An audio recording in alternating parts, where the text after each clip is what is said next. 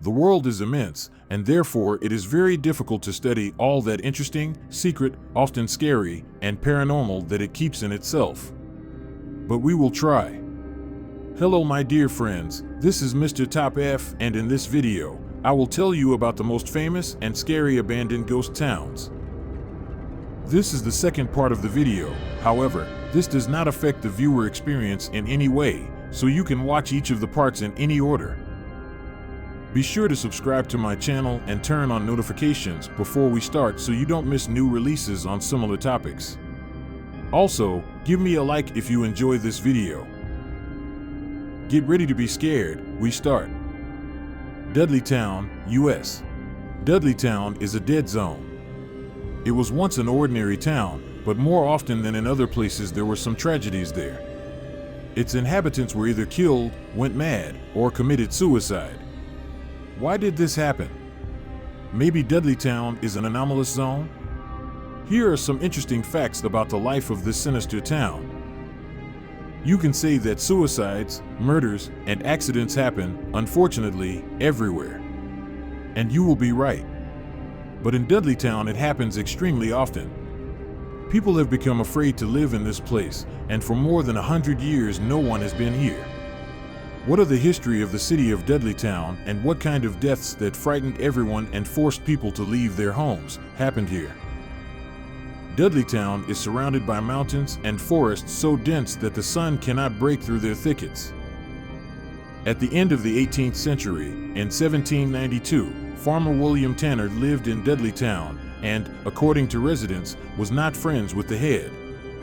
He told everyone that at night an unclean force walks around his house and hunts him.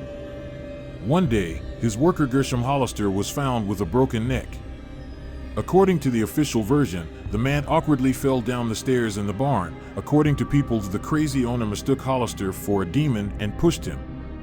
Banal household case, someone will say. After some time, misfortune came to the family of General Swift. His beloved wife was killed by lightning, after which the general himself went mad.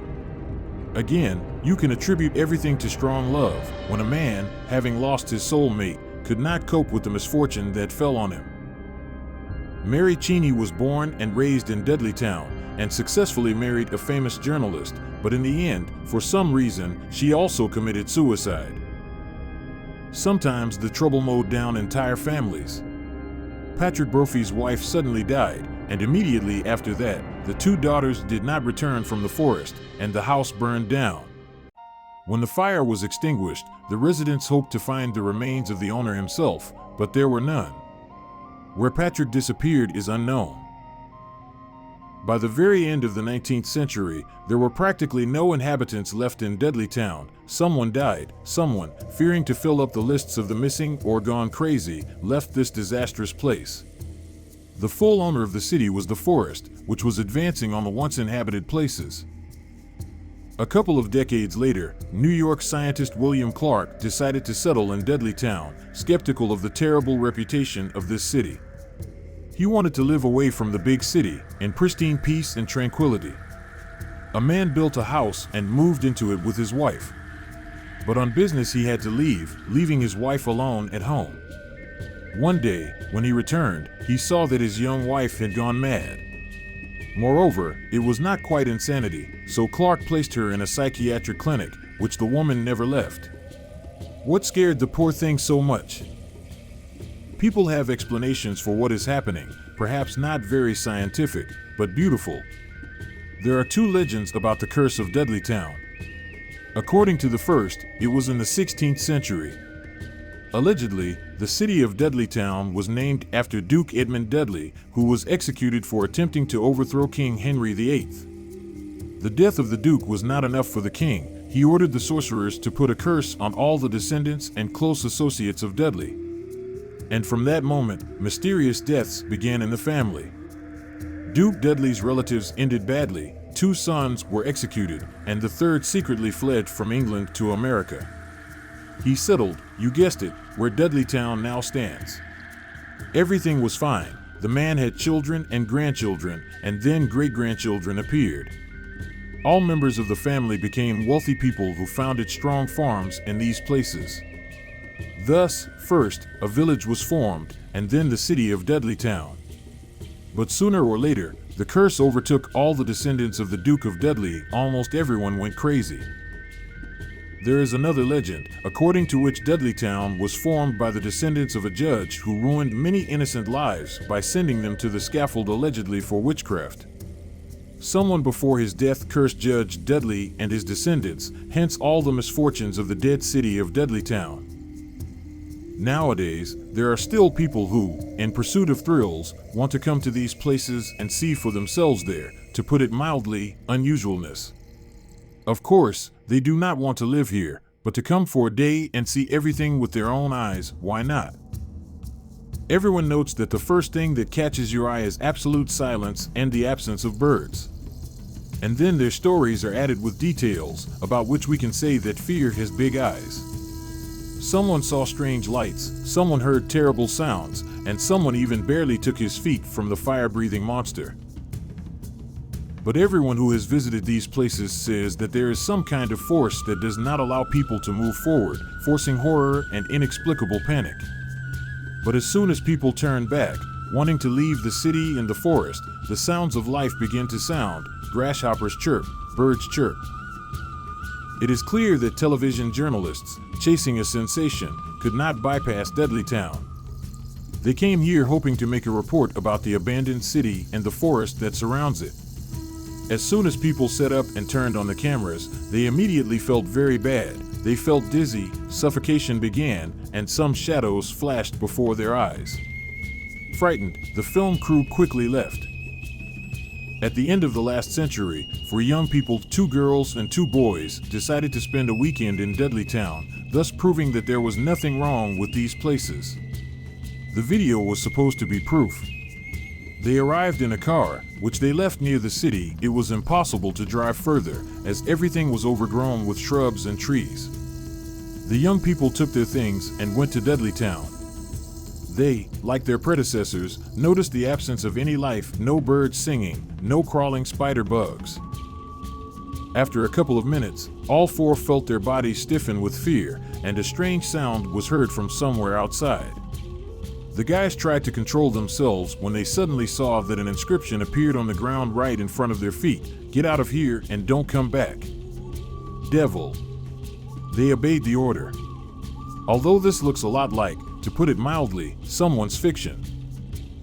Several more witnesses saw an inscription under their feet, but could not read it, as it was a set of some unknown symbols. Interested Dudleytown also hunters for evil spirits. Once Robin Barron came here in the hope of finding some evidence of the presence of something otherworldly here. And he was lucky. He managed to find stones with strange symbols engraved on them, someone's bones, which, according to Barron, indicates that satanic rites were being held here. They say that Dudleytown is a geopathic zone in which various phenomena occur that are not yet explained by science and affect the human body, animals, and plants. We can only hope that sooner or later scientists will be able to solve the riddle of Dudleytown, and there will be one less secret of the world. North Brother Island, U.S. In the small New York navigable East River, which separates Manhattan and the Bronx from Brooklyn and Queens, not far from LaGuardia Airport, 350 meters from the mainland, North Brother Island is located, which since the late 19th century has had such a reputation that New Yorkers avoided it in every possible way then, and some do not dare to walk on it today. In the neighborhood, 250 meters to the south, there is another island, South Brother, also uninhabited and even smaller. The island was uninhabited until 1885, when the Riverside Hospital, which specialized in the treatment of smallpox, was moved there from Blackwell's Island, now Roosevelt Island. For patients with contagious and viral infections, a space isolated from the outside world was needed, so this island was chosen. Later, the hospital began to treat other viral diseases and bring in patients requiring quarantine. Most of the infected were placed in wards and never released outside the hospital walls. The most famous patient of the hospital was Mary Mallon, a healthy carrier of typhoid fever, later nicknamed Typhoid. She is considered the first asymptomatic carrier of typhoid fever in the United States. Mary worked as a cook in various places in New York and managed to infect 47 people with her illness, 3 of which were fatal. After Mary was diagnosed with the disease, the city authorities forcibly sent her to a hospital on the said island.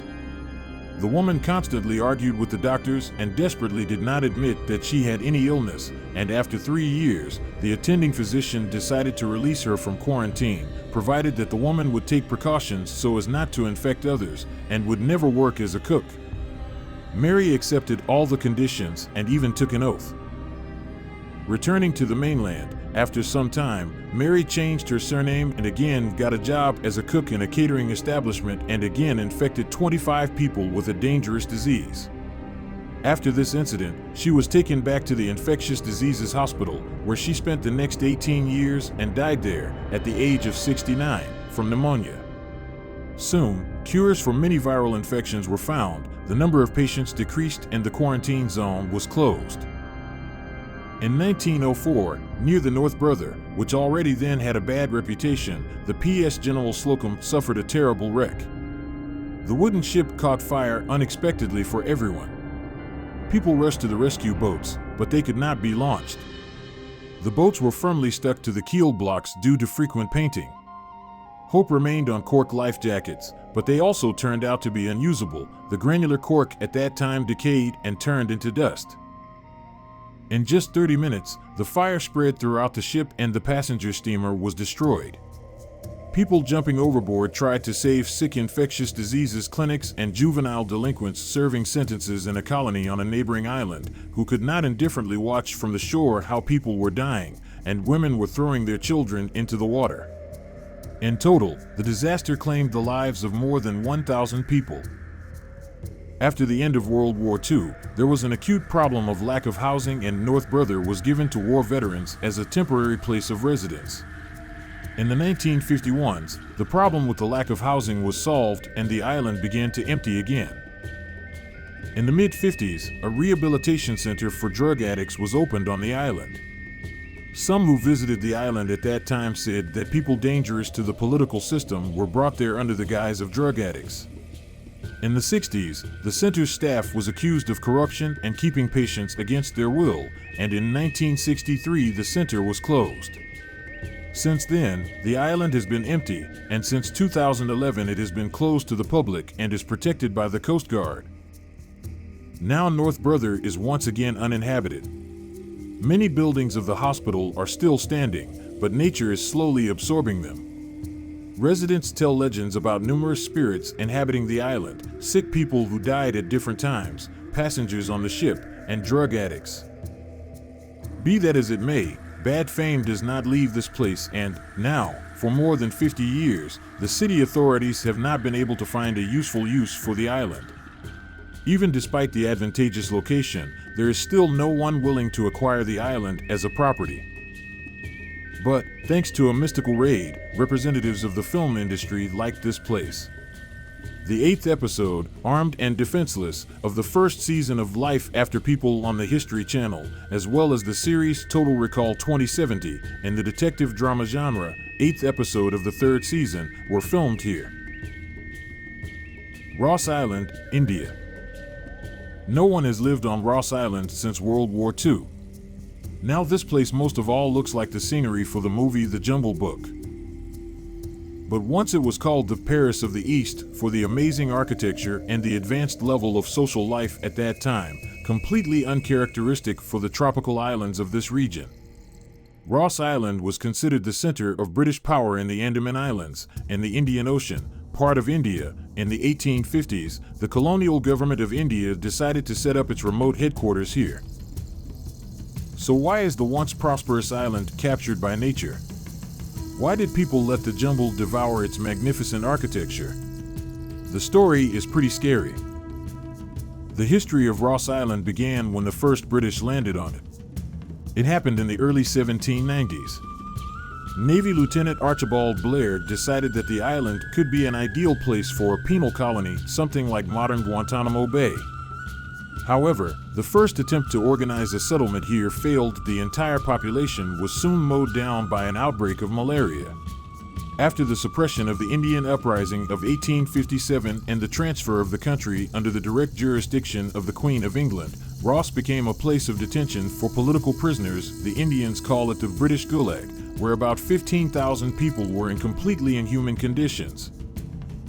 While the locals called the island Blackwater because of the terrible crimes that took place outside the walls of the prison and Britain itself, it was considered the Paris of the East.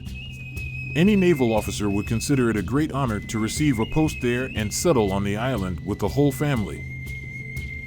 Gradually, luxurious mansions with magnificent ballrooms, well-kept gardens, a church, a swimming pool, a tennis court, a printing house, a market, a hospital, and a bakery appeared on the island, everything that at that time was associated with the concept of a modern settlement and a comfortable life. All buildings were built in the colonial style. However, for the prisoners, life on the island looked very different. The first group of 200 convicts who arrived here was forced to clear a dense forest for a future settlement. These people had to survive without the most basic comforts and build a colony of stones and wood and chains and collars with names. Then the number of prisoners went into the thousands, who huddled in tents or huts with leaking roofs. When the number of prisoners exceeded 8,000, an epidemic began, due to which 3,500 people died. But even the situation of the slaves was not the most terrible. The colony was occasionally raided by wild Andamanese tribes, many of whom were cannibals. They caught the prisoners working in the forest, tortured and killed.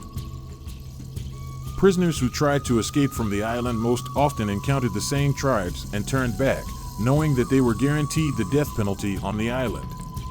Somehow, the authorities gave the order to hang about 80 such returnees in one single day.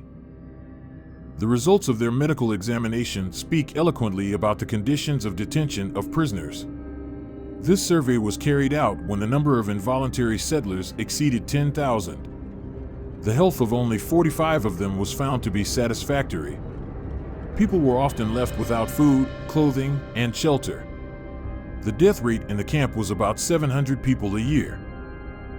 At the same time, the British government decided to use these prisoners to test new drugs. They began to give it to 10,000 unfortunate. Side effects of these drugs were manifested in severe nausea, bouts of dysentery, and depression. As a result, some began to injure their comrades in misfortune, specifically so that they were seized and hanged, thereby saving them from unbearable torment. The authorities responded by ending floggings and cutting back on already meager daily rations. Now there is almost nothing left of the buildings of the island. Roots and branches have entwined them and sprouted through. In 1941, a terrible earthquake destroyed a significant part of the infrastructure and forced many to leave the island. The headquarters was moved to nearby Port Blair. And during the Second World War, the Japanese appeared on the island and the British were hastily evacuated, this time completely and forever. And although the Japanese occupation ended in 1945, no one else has ever tried to settle here. Now only tourists come to Ross Island. That's all for today. If you haven't watched the first part, you can find a link to it in the description of this video, in the recommendations below, or at the end of the video. Don't forget to subscribe to my channel, like this video, and turn on notifications so you don't miss new releases. Thank you for watching this release to the end. Mr. Top F was with you. Bye.